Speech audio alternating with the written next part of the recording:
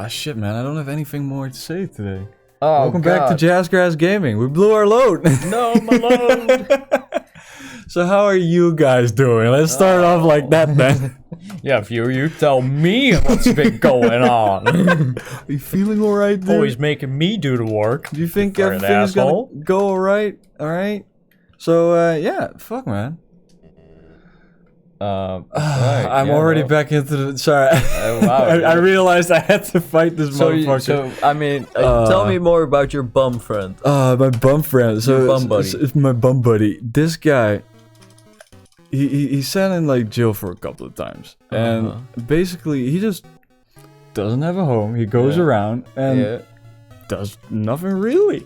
Wow. And every now and then, when I'm in fucking Utrecht, I'll come across him and he'll give a little talk. And he's like, "Oh man, how you doing?" He's like, "Oh, I'm back in fucking prison again. My sister kicked me out again." And I'm like, poor dude. And a couple of months ago, I saw him in Hilversum. I mean, he probably gets kicked out for a good reason. Yeah, probably. I don't know his whole story. Why are you still talking? Could you Get a move along, ass Gore? We got things to do. Excuse me. It's 8 a.m. But yeah, that's the thing. And I've got a busy schedule. That's the thing I love about Utrecht, man. It's got soul. So you're against, bullying the homeless out of the your city. No, you shouldn't do that. You should probably help them.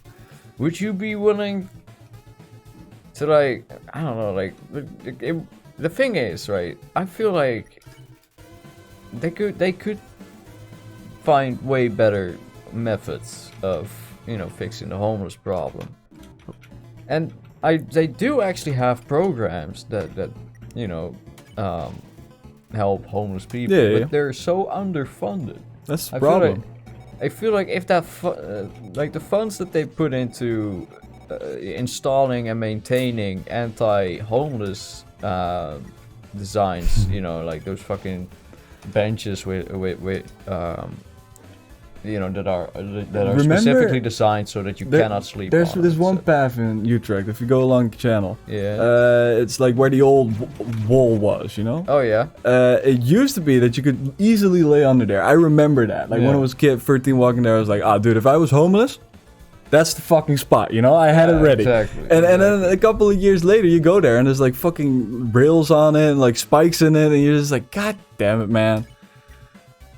Let the mans be. You can't have anything no more.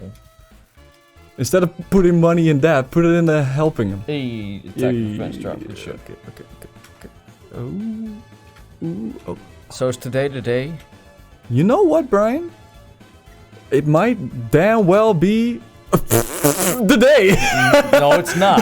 Shut up! No, I saved that. And the last two, at least you did 69 damage. Exactly. That's fucking nice. Shut the fuck up, dude. A little too fast. 60. You see? When I was... Son, are you even trying? Look, Dave, it's very difficult. Listen to us. I don't want to disappoint you, Dave. Don't worry, Dennis. You've disappointed me over and over again already. There's no point adding a couple to such a huge pile. Doesn't matter. Makes no difference. Boy, I'm already so disappointed in you, it can't be any worse. Alright, now that's the damage we're looking... Now give him the 9-iron. Fuck. You better be holding something stronger than a 9-iron. So we've been watching... King and a Hale. And I love it. Like, it's great.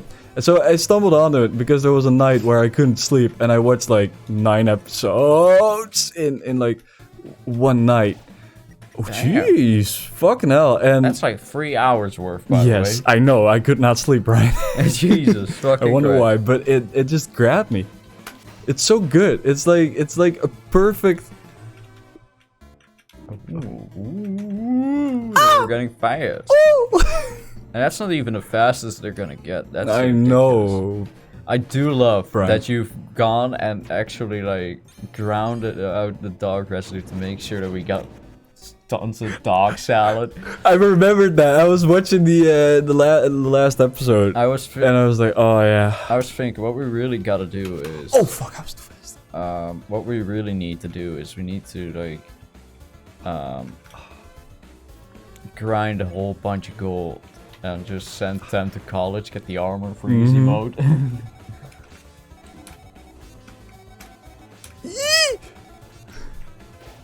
That one's fucking ruthless, dude. Alright, still got a dog selling. Go! Oh yeah, it's literally garbage. I love myself for grinding that shit out, dude. Oh man.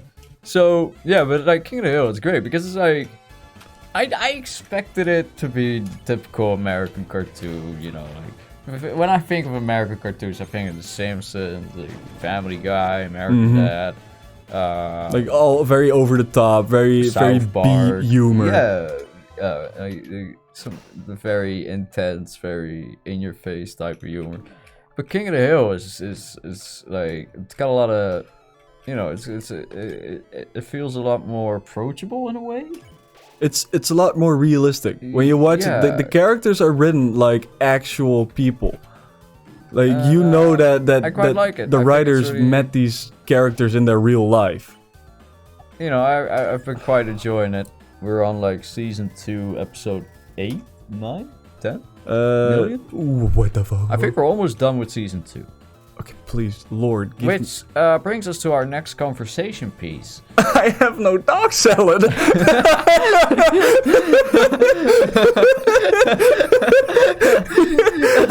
Oh shit! Well, that's one way to segue that. Oh no! Just full on despair. I was gonna talk about a really cuddly and wholesome anime that we just finished. Look, at least I heard him Dragon Maid. good last.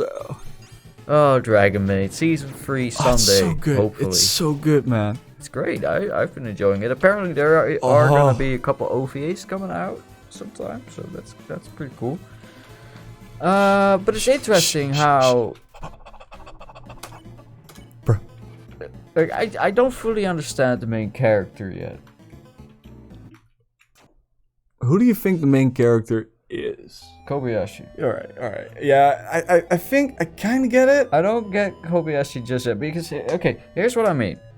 So, this whole anime, you know, like, Toru has been all like, okay, spoilers by the way, just, this season just finished, like, a month ago? Yeah, you should have been watching it, you know. Yeah, right? you know, you should Shit's have been good. there.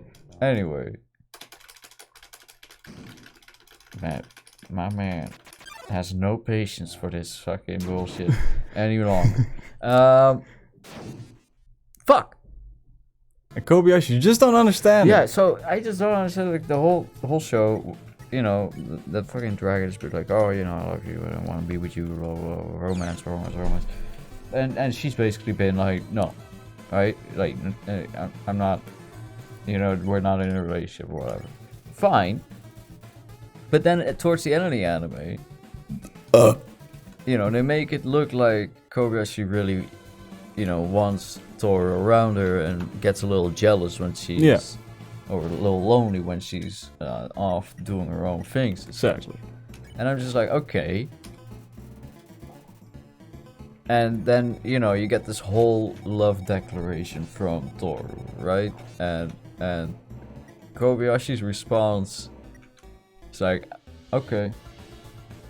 It Guess we'll isn't. just keep the status quo as it is now. And there's no change in the status quo, and I'm just so annoyed because it's like, if you're gonna have such a, you know, like, if you're gonna have such a scene where it's like building up to this, like, oh, you know, I love you and all that shit.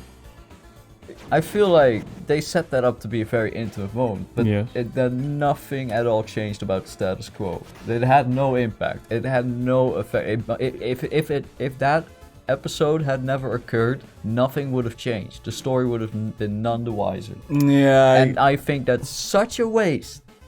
That's such a fucking waste. It kinda is. I see where you're getting from. Like, there's not enough satisfaction in that scene. Like, I guess it's kind of cute that she says, like, oh, you're clingy. Yeah. And But it's also frustrating in the sense that, oh, okay, so what? You just went straight back to zero. You went straight back to home base, but without actually going for the home run.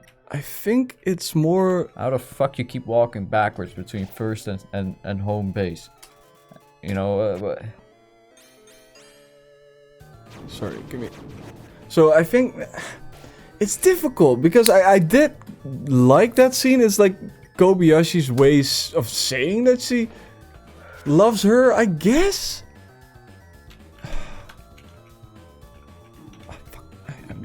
Oh, come on. Oh, you also wave a little bit, I guess?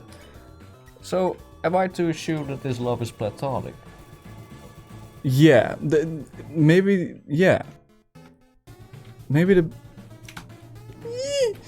big thing is that, like, I don't know, maybe she's asexual, maybe it's... No, because she does, like kind of get excited about things. So, like, I think they're kind of just trying. Okay, they might be milking it. Like they expected there to be another season or two. It's like, oh, let's not blow all the beans. Like just in second season. I mean, it's a manga. It comes from a manga. It was originally manga. It's not a Kyoto Animation original production, and the manga is quite a bit ahead. The thing is, with mangas, they often intentionally delay progress to stretch out the manga to get more sales figures, right? So, if your manga is longer running, but you can still manage to keep people somewhat invested to buy your shit, yeah, you know, you want to make sure that lasts as long as possible. I think One Piece is probably the best example of this. The biggest.